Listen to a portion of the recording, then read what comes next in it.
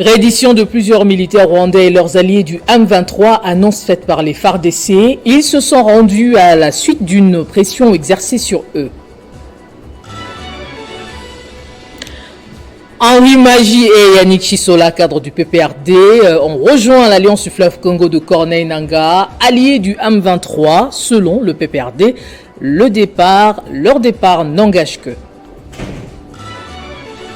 Refus des billets de dollars américains déchirés ou réduction de sa valeur en francs congolais, une habitude de plus en plus courante de la part des changeurs de monnaie, ce qui entraîne une protection exagérée du dollar au détriment du franc congolais. Dossier de la rédaction tout à l'heure. C'est déjà le début du week-end et vous nous renouvelez votre confiance. Merci de le faire. On débute avec les nouvelles de l'Est du pays. Les forces armées de la RDC annoncent la reddition de plusieurs militaires rwandais et leurs alliés du M23. Selon le porte-parole des FARDC au Nord Kivu, le colonel Njike Kaiko, ces soldats se sont rendus à la suite de la pression exercée sur eux sur le front Saké. La situation sécuritaire dans notre zone de responsabilité demeure relativement calme. Et elle est beaucoup plus dominée par la pression qu'exercent les forces armées de la République démocratique du Congo et ses partenaires sur les terroristes de l'armée rwandaise et ses alliés du M23. Et donc cette pression s'exerce non seulement sur les collines surplombant la cité de Saké, mais aussi en profondeur encore vers Rwindi et Kibirizi. Et donc, les forces armées de la République démocratique du Congo s'attellent à ce travail et l'ennemi recule. Et le résultat, c'est que ces derniers temps, nous assistons vraiment à des redditions chaque jour qui passe. Et donc, nous demandons par la même occasion à la population de continuer plutôt à avoir confiance en son armée. Parlant justement des redditions, je voulais ajouter que les dernières éditions en date enregistrées sont celles d'avant-hier, dont des éléments avec armes se sont rendus suite à la pression, une forte pression exercée sur l'ennemi dans les hauteurs de la cité de Saké. Voilà ce que nous pouvons vous dire pour le moment.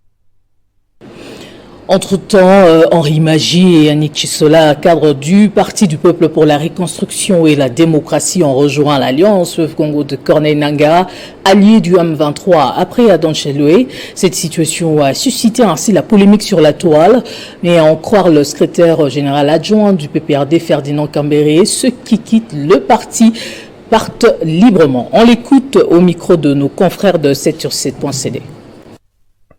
Les partis, le PPRD a un bilan. Les partis, il est de Joseph Kabila Kabange, qui est l'ancien président de la République. Toutes les revendications du PPRD ou du FCC sont connues et écrites. Alors, pourquoi, lorsqu'on verra chaque fois quelqu'un aller à l'Union sacrée, on dit que c'est Kabila qui l'a envoyé, quelqu'un va, c'est pas moi. Aujourd'hui, vous dites avec Nanga, c'est Kabila.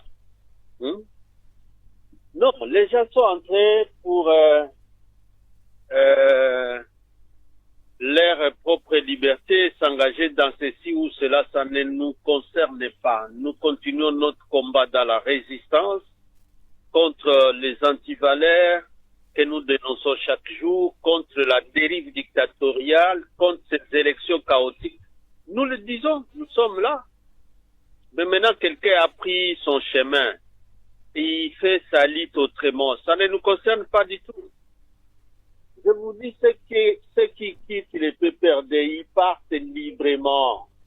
Les gens ont commencé à quitter pour entrer à l'Union sacrée. L'Union sacrée qui est, alors, l'Union sacrée qui est qui était avec les M23, ils se sont peut-être brouillés. Aujourd'hui, comme on a vu, c'est pas moi, en 2002, l'ASD, on a vu, le Sphinx aller avec les RCD, Nangae aussi, avec son FAC, avec toujours les M23 qui est l'ancien RCD. Ça ne nous concerne pas du tout. En justice, après la mise en place d'une commission spéciale pour faciliter le désengorgement des prisons de Makala et Ndolo par la garde des Sceaux, l'heure est à l'action. Tenez, un premier lot des détenus vient de quitter ces maisons carcérales. 67 prisonniers ont été libérés jeudi. La même commission chargée de traitement des cas de détenus continue de siéger à la prison de Makala pour poursuivre son travail. C'était une journée pas comme les autres à la prison centrale des Makala, chose qui la rend particulière, la présence du procureur général près la cour des cassations Firmin Vondé. Accueilli à son arrivée par les directeurs de la prison centrale et les différents procureurs présents sur place, chargés de traiter les cas des prisonniers, question de désengorger la prison centrale. À sa prise de parole, le procureur général a expliqué aux détenus l'objectif de sa présence sur les lieux. Mokonzambo Katali, inquiétude pe ikoti. Tata bana lobby, ba magistrat bota langa likambo oyo. Et il a profité également de l'occasion pour annoncer les 67 prisonniers qui seront libérés. 67 personnes libérées ce soir, c'est infime, c'est quelque chose. Il y a une commission qui est ici pour voir les cas qui peuvent être éligibles à la libération. Ils sont libérés parce qu'ils répondent aux critères. Ils répondent plutôt aux critères tels que définis par la loi. Nous sommes des légalistes et nous obéissons à la loi. Et c'est sous l'impulsion du chef de l'État que nous sommes là. La loi veut que pour certaines infractions qui peuvent être traitées de manière à ce que soit se termine par classement sans suite, parce que de fait bénin, soit par classement par amende traditionnelle ou pour une opportunité de poursuite, ce sont ces différents cas que nous sommes en train de voir pour qu'ils soient libérés. Sur les cas des détenus ayant passé gratuitement plusieurs années en prison sans voir les magistrats, Firmin Vondé précise. Il y a un monsieur qui a déclaré avoir fait 20 ans sans voir les magistrats. C'est un condamné. Okay? On a suivi le cas. C'est un condamné du temps où il y avait déjà la cour d'ordre militaire. Vous savez, ça date de longtemps. Donc il y a ces mensonges qui transparaissent, qui transpirent certains prévenus, c'est bien dommage. Et des gens qui font 5, 10 ans sans voir les magistrats, j'ai dit tout à l'heure qu'ils n'avaient qu'à signaler les cas acquis de droit. Ces libérations ne sont pas les dernières, a indiqué Firmin Vondé, car la commission chargée des traitements des dossiers des prisonniers est encore sur place et d'autres détenus seront libérés dans un avenir proche. Violation du code de la route dans la capitale. La police nationale congolaise se sert désormais des drones pour traquer les auteurs. Cet outil technologique a été présenté par le commissaire provincial de la police ville de Kinshasa, Blaise Kilimbalimba, qui fait savoir par ailleurs que le même outil sera utilisé pour lutter contre les embouteillages. Écoutez. Nous avons dit que la police est en train de renforcer les mesures par la nouvelle technologie. Il y a peu, on a diminué sensiblement la circulation des motos dans la commune de la Gombe. Et ce faisant, il y a eu quelques malins qui profitaient de l'absence de la police pour se manifester sur ces tronçons combien précieux pour la ville de Kinshasa. C'est-à-dire qu'on a monté des drones qui nous ont permis de voir lorsqu'ils quittent leurs limites et ils empruntent la commune de la Gombe. Et ce sont ceux-là qui ont été appréhendés aujourd'hui, et y compris leurs passagers une fois de plus. Donc le message c'est que nous allons utiliser la même méthode même pour les embouteillages. Vous ne respectez pas la bande, on vous voit à travers nos caméras et nos drones, on te suit et on t'arrête. Et ça, on ne va pas baisser les bras, jusqu'à ce qu'on comprenne que le calme doit être pour tout le monde. Et que la liberté des uns se limite là où commencent les droits des autres. Fifi Masuka a regagné le Lualaba le 28 mars à l'issue d'un séjour de travail à Kinshasa. La gouverneure y était en consultation auprès de l'informateur en prévision de la publication du gouvernement du deuxième mandat de Félix Tshisekedi. Après son séjour de travail à Kinshasa, l'honorable Marie-Thérèse Masuka Saini a regagné le Lualaba par l'aéroport national de Kolwezi. Cadres et militants des formations politiques de l'Union sacrée de la nation ont passé plusieurs heures sous un soleil ardent pour l'attendre.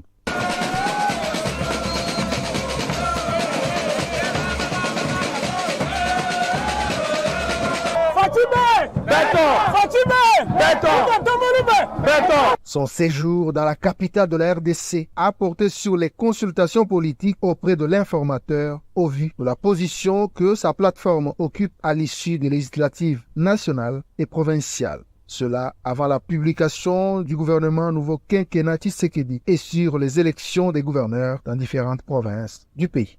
Tout d'abord, je dis merci à notre Dieu, le Dieu vivant que j'ai pris, le Dieu vainqueur. Pendant cette période de carême, nous sommes aujourd'hui jeudi saint. L'Éternel a permis que je puisse rentrer à la maison après un grand travail sur Kinshasa. Mais avant toute chose, je voulais pardonner ceux qui ont raconté beaucoup de choses. J'étais à Kinshasa, comme vous le savez, d'abord avec la délégation de nos députés provinciaux pour voir les autorités de l'Union sacrée et spécialement l'informateur. Vous êtes aussi sans ignorer que nous avons beaucoup de députés provinciaux à travers notre République. Il a fallu aussi suivre nos tickets à travers certaines provinces et voir aussi l'informateur. Nous avons pu envoyer d'abord le samedi l'équipe de Lualaba et continuer avec les autres équipes telles que l'équipe de Maniema, l'équipe de Lomami. Nous disons encore merci à l'informateur qui nous a bien accueillis, qui nous a aussi bien orientés pour nos différents tickets. Au sortir de l'aéroport, les Lualabais étaient nombreux pour honorer le président Tshisekedi et la femme d'exception du Lualaba. L'atelier sur la vulgarisation du plan stratégique national de la riposte VIH-Sida 2023-2027 s'est clôturé hier à Kinshasa. Il était question de doter les différents acteurs d'un instrument fédérateur de tous les efforts de la riposte au VIH, mais aussi de plaidoyer pour la mobilisation de différentes ressources. C'est parti avec la vulgarisation du plan stratégique national de la riposte au VIH-Sida 2023-2027 en République démocratique du Congo. Après 2 jours de travaux, les acteurs intervenant dans la riposte, à savoir le PNMLS, les partenaires techniques et financiers, les communautés locales et la société civile sont parvenus à doter le pays d'un instrument non seulement fédérateur de tous les efforts de la riposte au VIH, mais aussi un instrument de plaidoyer pour la mobilisation des ressources tant humaines, matérielles que financières. Bernard Boussiki, secrétaire exécutif national adjoint du PNMLS, donne ici l'importance de cet atelier. On a voulu impliquer davantage aussi les communautaires, c'est-à-dire la société civile, pour qu'ils puissent arriver aussi à s'approprier ces plans et à valoriser leurs interventions. Félix Louzolo, directeur du département de suivi et évaluation du PNMLS, qui a présenté ses plans, est revenu sur quelques axes majeurs de ces plans quinquennales. Pendant que nous avions revisité le PSN 2023, nous avions connu des grandes phases. La première phase, c'est celle que nous appelons l'analyse de la situation. Et la dernière, c'est celle qui a abouti à la rédaction du PSN. Pour la première étape, première phase, il a fallu que nous puissions faire l'analyse de performance pour le PSN qui était en examen PSN 2023. Quelles sont les performances que nous avions hâte? Et cela aussi, nous avions analysé la situation pour le profil épidémiologique du pays par rapport au VIH. Visiblement, à travers toutes ces stratégies, la RDC tient coûte que coûte à éradiquer le VIH-Sida d'ici 2030. Il s'y est de noter que ce plan stratégique aligne tous les partenaires et des composantes publiques, privées, communautaires et des développements. Refus des billets de dollars américains déchirés ou réduction de sa valeur en francs congolais, une habitude de plus en plus courante de la part des changeurs de monnaie valorisant cette monnaie étrangère, une attitude qui pousse ainsi la population à une protection exagérée du dollar au détriment du franc congolais. Détail avec Rufus Lukanga. Les billets de dollars américains qui présentent des petites déchirures ou une coloration sont parfois refusés sur les marchés en RDC ou perdent considérablement sa valeur. Une valorisation à outrance à cette monnaie étrangère a élu domicile dans les chefs des Congolais qui la préservent avec une forte considération au détriment du franc congolais. Plusieurs faits s'associent à cette habitude, dont la valeur qui représente actuellement le dollar américain, où les taux d'échange congolais ne facilitent pas l'appréciation de la monnaie locale. Le dollar américain continue alors de s'imposer dans le quotidien des Congolais et devient de plus en plus la principale monnaie sur laquelle tout se négocie. Alors, qui stipule la loi quant aux billets USD déchirés ou ayant subi une coloration? Face au rejet ou à la baisse des valeurs, Maître Willy Wenga, avocat au barreau de Kinshasa-Gombe, explique que la législation existante en RDC sur les billets des banques ne concerne que le franc congolais et que tout refus d'un billet déchiré n'est qu'une manière de sacraliser le dollar américain et évoque en outre l'escroquerie en cas de réduction du montant. C'est beaucoup plus une manœuvre des commerçants. Parce que pourquoi accepter un billet coupé, mais vous demandez la réduction? En demandant la réduction, c'est une manière seulement de vouloir davantage faire souffrir les porteurs du billet ou l'escroquer pour ne fût-ce que le petit rien qu'on réduit sur sa valeur. Donc, il n'y a pas une législation en RDC qui donne pouvoir aux cambistes de réduire l'argent, principalement les dollars, parce que c'est déchiré, ou refuser les dollars parce que c'est déchiré. Vous vous rendez compte vous-même dans quel état nous conservons nos francs congolais et dans quel état on les utilise. Parfois des billets à lambeaux, mais nous l'acceptons en interne. Ce mystère qui entoure le dollar lorsque c'est coupé, ce n'est que la fraude et l'escroquerie. Depuis quelques années, l'économie congolaise carbure au dollar américain dû au taux d'échange flottant du franc congolais. Dans la loi de l'offre et de la demande, les clients recherchent plus le dollar américain, d'où cette valorisation à outrance. Les gouvernements congolais avaient promis d'agir pour stabiliser la monnaie, mais la perte des valeurs du franc congolais continue d'être observée sur terrain. Deuxième édition du Forum de technologie financière Palabre FinTech, tenu jeudi au Fleuve Congo Hotel. Cette rencontre réunissant les opérateurs privés et le pouvoir public en discussion a porté sur la compréhension de l'écosystème des technologies financières, le partage des avancées technologiques financières et trouver des solutions aux besoins des entreprises FinTech. Objectif, faire avancer le secteur par la promotion de l'inclusion financière en RDC. C'est un cadre d'échange et de partage d'expériences entre les acteurs du secteur pour une convergence de vues aux exigences de croissance, mais aussi en vue de faciliter les enjeux pour les entrepreneurs. Cette deuxième édition du Forum des technologies financières, dénommée Palabre FinTech, a mis l'accent sur l'entrepreneuriat et le développement du secteur des technologies financières. Une activité plus inclusive, réunissant plusieurs personnalités et structures de promotion de l'entrepreneuriat et du numérique, d'où face aux panélistes dont Yogo Dubois, président de la DFA, l'association des FinTech en RDC, dans cette organisation en collaboration avec l'Agence de développement numérique sous l'accompagnement des relations publiques de la présidence de la République. Le chef de l'État, Félix Antoine, mit l'homme congolais au centre de toute forme de développement. Il a fait de l'homme congolais la priorité de son mandat pour ce deuxième quinquennat. Moi, je pense que c'est quand même utile, n'est-ce pas, d'accompagner des structures qui justement aident ou apportent leur soutien ou défendent ou apportent des plaidoyers pour trouver des solutions en ce qui concerne les différentes problématiques. Donc, c'est une cause que nous défendons et nous sommes fiers justement d'accompagner ce... Au thème central, entrepreneuriat et développement de l'écosystème des technologies financières en RDC, cette rencontre était un signal fort dans l'accompagnement des défis sur les discussions avec les régulateurs à la réalité du numérique. Vous avez cet ensemble qui est mis en œuvre avec l'impulsion du chef de l'État pour permettre concrètement aux jeunes entrepreneurs de disposer de moyens pour développer leurs projets, développer leurs entreprises, recruter, créer des emplois. Les Palabres FinTech est un forum organisé afin de créer une plateforme de discussion sur les enjeux actuels du secteur des technologies financières en RDC et en Afrique, mais aussi des rencontres permettant d'alimenter les relations des décideurs du secteur. Et puis le directeur général de la Direction générale des recettes de Kinshasa, Miché Moussaka, a animé mercredi une matinée fiscale.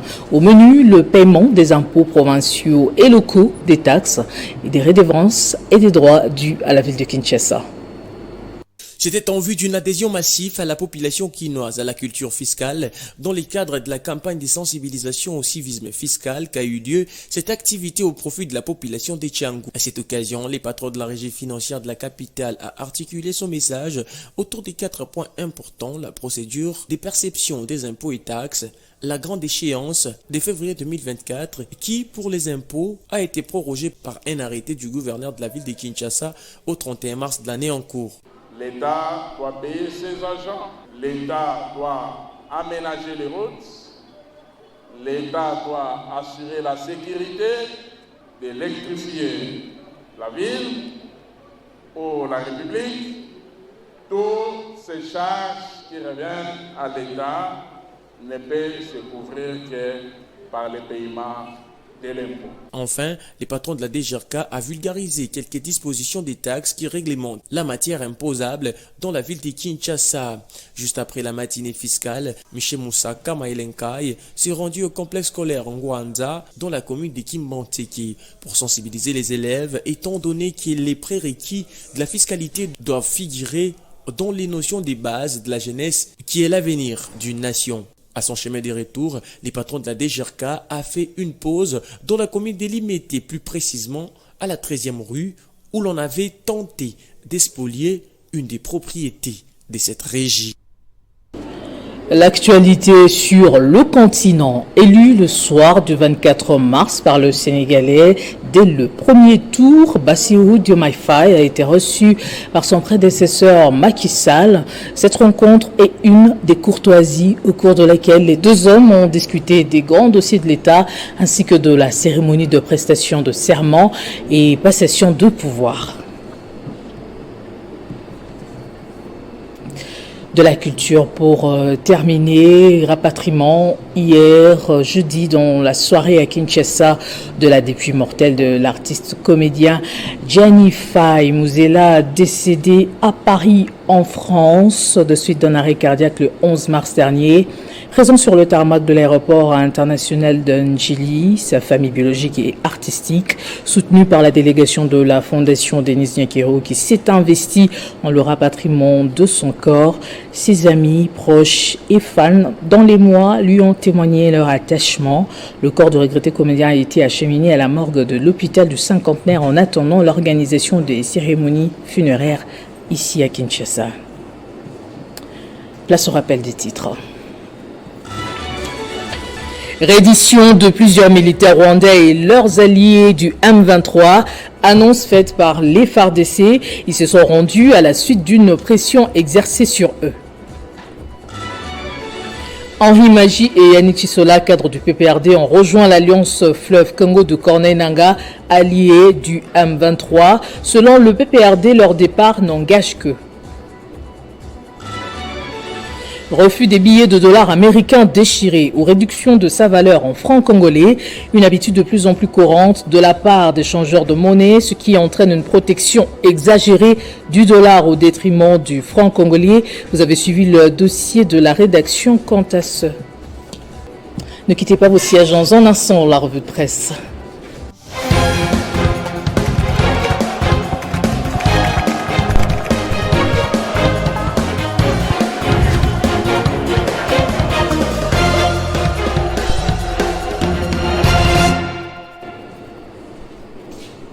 Et c'est avec Nathan Diamoté qui vient de me rejoindre sur ce plateau. Bonjour et bienvenue. Bonjour Gloria Mboya Moutala, merci. Félix Tshisekedi en Mauritanie, le président congolais reçoit le soutien de l'Union africaine dans l'insécurité dans l'est de la RDC. Effectivement, Gloria Mboya, c'était la première fois depuis son avènement au pouvoir que le président Tshisekedi a foulé ses pieds sur le sol mauritanien. C'est vrai que la question sécuritaire en République démocratique du Congo demeure préoccupante pour les chefs de l'État congolais. Le Phare rapporte dans son journal s'agissant de la crise sécuritaire qui prévaut dans la province du Nord Nord Kivu, le président mauritanien a fait part du soutien diplomatique sans réserve de son pays et de l'Union africaine au processus de paix de Luanda et de Nairobi visant le retrait de troupes rwandaises du territoire congolais, les dépôts de leurs armes par les combattants du M23 et leur cantonnement en vue de favoriser les retours d'une paix durable à l'est de la République démocratique du Congo. Gloria, ce journal poursuit sa pensée en rappelant comme signal fort de l'appui de l'Union africaine à la République démocratique du Congo les faits que les conseils de sécurité et de paix de cette organisation a rejeté la requête du Rwanda s'opposant au déploiement du contingent militaire de la RDC au Nord Kivu et décidé dans la foulée de transférer à cette mission militaire la logistique de l'Union africaine consignée à Douala au Cameroun. De son côté, Gloria Mbouya, Forum des As met à sa une le Mauritanien Mohamed rassure Fachi de son soutien au processus de Luanda et de Nairobi. Dans ses colonnes intérieures, il parle de deux chefs d'État qui ont parlé de la crise sécuritaire dans l'Est de la République démocratique du Congo et des coopérations bilatérales multisectorielles entre la RDC et la Mauritanie. Ils veulent redynamiser les relations bilatérales, notamment dans les domaines du commerce, de la pêche et de l'éducation. Kinshasa, la police passe à la vitesse supérieure pour mettre fin à l'incivisme routier. Eh bien, Gloria Mbouya, nous retrouvons cette information à la une de Radio Okapi. Les médias onusiens titrent Kinshasa, la police va utiliser les drones pour combattre l'incivisme routier. Il rapporte dans le corps de son article que les commandants de la police de la ville de Kinshasa, les commissaires divisionnaires adjoint Blaise Kilimbalimba, a annoncé jeudi 28 mars que désormais la police va recourir aux drones pour lutter contre l'incivisme routier et traquer des mototaximens interdits d'accéder à la Gombe. Selon lui, cette même technique sera aussi utilisée pour combattre les embouteillages. Gloria Mbouya, la même information est également abordée par Politico.cd et qui donne son avis sur la mesure d'interdiction formelle des mototaxis d'accéder à la commune de la Gombe qui souffre d'application depuis son entrée en vigueur. Ces moyens de transport sont encore visibles dans certaines artères de la Gombe, notamment sur les avenues des Huileries ainsi que le boulevard du 30 juin à certaines heures de la journée. Présidentiel au Sénégal, Félix Tshisekedi félicite Bassirou Diomaye Faye. Exactement, Gloria Mbouya, après l'élection présidentielle au Sénégal remportée par Diomaye, les félicitations continuent de fuiter de partout, précisément en Afrique.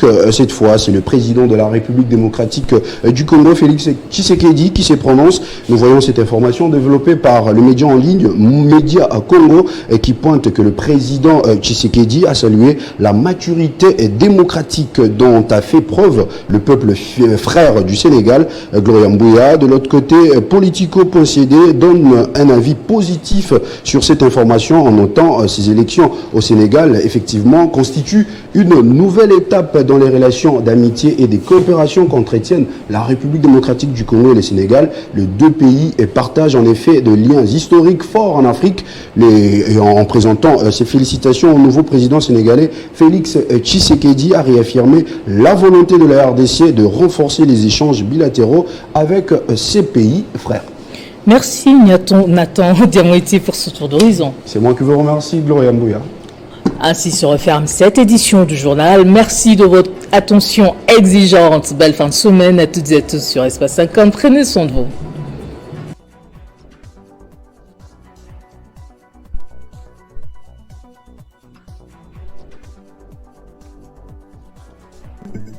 Retrouvez toute l'actualité en continu sur www.tele50.cd.